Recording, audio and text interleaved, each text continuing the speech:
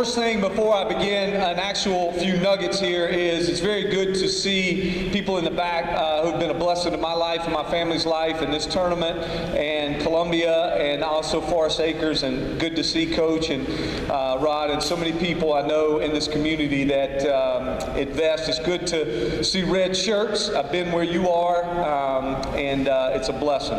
I felt like to best not waste your time tonight and to tell you what you need to hear and not what you want to hear. The best thing for me to do would just be go through a few things that I think you need in order to be great. A few things that if you want to really excel athletically and as a man and as a person that you probably need to consider today. So this is not hypothetical. This is not me wasting your time. This is not me checking boxes. This is not making me making you feel good. This is just a few nuggets that I think if you want to be great, you need to consider, and you need to get real with yourself as you evaluate, and then we'll press on into skills tonight and as you guys press on throughout the week. Number one is, and this is just 5 things, and it's very brief, each one 5 things, a high five if you will. Number one is you need to embrace humility. You need to embrace humility. You know, we live in a world right now where everybody is trying to separate themselves. And ideally, it's good to separate yourself and to create a resume for yourself and to create attention to yourself, because you're looking at colleges, you're looking at things in order to establish a resume. So everybody's looking, how can I wear my socks different? How can I wear my batting gloves different? How can I bat differently? How can I stand differently? And what it does is create an atmosphere of entitlement or pride that really is a cancer to our culture. So the first thing I want to tell you is you need to embrace an attitude of humility. Everybody's saying, how can I do it differently? Here's what I want to tell you. Humility is not thinking less of yourself, it's thinking of yourself less. Humility, listen to me, humility is not thinking less of yourself, walking to the plate with your head down, saying, oh, I'm going to be humble Jack and hope this works out. Humility is not thinking less of yourself, it's thinking of yourself less. Meaning that most of us, we walk in a door to an event like this and we think, how is the food going to taste for me? How is the playing time this weekend going to be for me? How is the coach going to feature me? And how is all this going to work out for me? And I'm telling you, if you want to be great, you got to embrace humility and you got to punt me. You got to embrace a team-based philosophy. Maybe it's your family that you're playing for. Maybe it's for your future. Good stuff. But you need to embrace your team, and that means servanthood and not entitlement. So number one is you need to embrace humility. And you need to get real about that, because the idea is the elite people in the world that I've dealt with in athletics are less entitled than most of the people who are trying to get there. So as you consider what you're doing, my goal number one is that you would embrace humility. Number two, value the values. Value the values. I've been blessed to get calls from people who are looking to try to creep up. Hey, I'm in college, I want to make the pros. Hey, I'm in the pros, I want to get better in the pros. Hey, I'm in high school, I want to get a scholarship, right? And so I ask them often, what are you about? What are you about, right? And they'll say, well, I'm about hard work. And I'll say, what time do you get up? And they'll say, well, I get up at 8. And I'll say, well, no, you're not about hard work then, because people who are about hard work get up at 5. And then people will say, well, I'm about the details. And I'll look at them and their socks don't match. Or they're late when they're supposed to be somewhere. And I said, no, you're not about the details. So whatever values you say you're about, maybe you got those from the Bible, maybe you got those from your family, I don't know. But I would challenge you that, are you really about the values? Are you valuing the values? Because a lot of times when you fill out that questionnaire that college sends and you ask, hey, I want to major in this, I want to be about this, I want to stand for this, I want to be a part of this organization, I want to carry this banner, and the reality is you really don't. So I'd ask you maybe in a hotel tonight or maybe in your own bed tonight to take a real inventory to ask yourself, what are my values? And then what am I preaching is really what I'm living. Because you may say you're a hard worker, everybody says that. You may say that you are a detail-oriented person, everybody says that. But the people who are really about it will separate themselves by valuing the values every single day. So number one, embrace humility. Number two, value the values. Number three, balance yourself. Sports is awesome, right? It's awesome because it's electric. There are things that go on that you can't possibly simulate anywhere else. I was blessed to be a part of a Super Bowl championship just a few years ago. And the exhilaration and the excitement, you can't compare it to anything else. But the reality is the people who are great are not just great usually at one thing. You need to know who's running for president. You need to read non-sports related books. You need to know the current events in our society.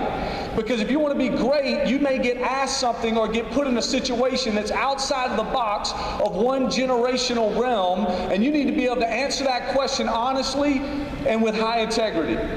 You need to have balance so you can look people in the eyes and be able to embrace a conversation and have depth to you as a person. If the only thing you can talk about is baseball, you are limiting yourself.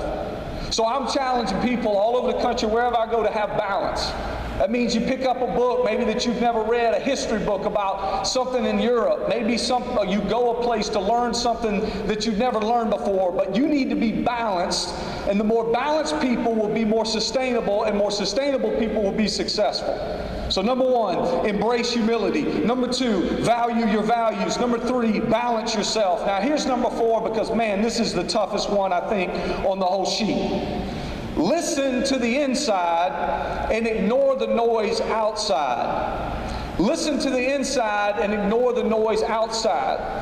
We live in a world, and it's very real for those of you who are creeping up the ladder, of top 100 list, prospect list, social media list, where there's outside list of how people are doing across the country, and in some ways we live for the outside noise.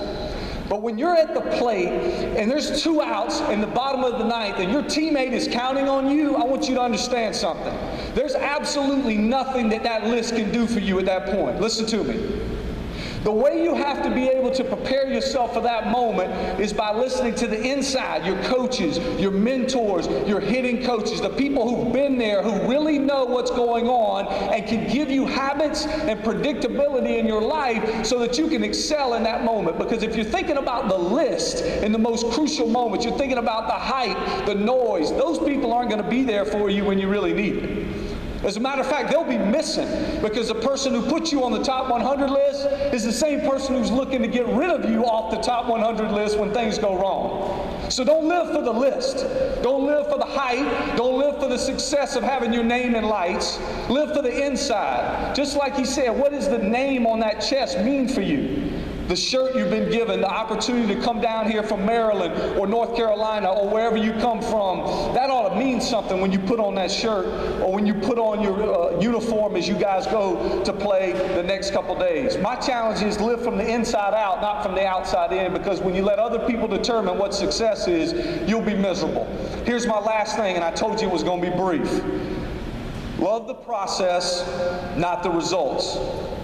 Love the process, not the results. Everybody who is in here has dreams. Man, awesome, have dreams. But dreams tend to focus on results. The one day of winning a championship, the one day of getting a ring, the one day of having your name in lights again, the one day of having your banner maybe hung. That's great, but that's only one day. You need to focus on processes. You need to focus on daily processes that get you up. This is what time I study. This is what time I work on my hitting. This is what time I communicate with my family. This is what time I do my lifting. This is what time I do my stretching. This is how I eat because I want to be great. This is how I take care of my body because I want to be great. And as you evaluate those things, you'll put yourself in a position to have processes that lead to excellence. And that way when you get to the top, it's harder to move you. But if you only focus on results when it really counts, you won't have a process. So when you really need it most, again, you'll be nervous, you'll be overwhelmed with emotion because you've only focused on the moment and not the process. A little review and then I'll be quiet. Number one, embrace humility. Everybody came in here tonight probably thinking, how can I distinguish myself? You know what really great leaders are looking for? How can you be the best teammate you can possibly be and be the most humble person on the team to leave a legacy for those behind you? Number two, value the values. Are you really about what you say you're about? Because you talk and say one thing, I'm about details, I'm about good attitude, but when it gets hard, you say something else.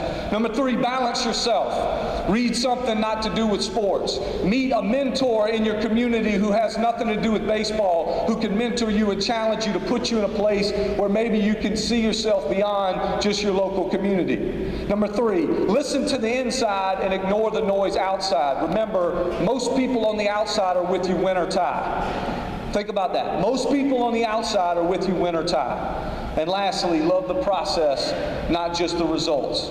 There'll be people in here that'll be some of the best baseball players in the country in the next year. But there'll also be great husbands, great fathers, great lawyers, doctors, you fill in the blank. But it's moments like this where you come to a banquet, and for most of you guys away from home, and those of you from Columbia, you get a chance just to evaluate, to take an internal survey and say, what am I really about? Am I really going somewhere here, or am I just going through the motions and checking some boxes so somebody else can think I'm cool? And I would dare say, if you take a moment like this seriously, and you evaluate where you are, you think about what we're talking about, you put some really good people in your life, you got a chance to be great. You got a chance to be great. So thank you. God bless you. Have a great weekend, and hopefully we'll be back soon.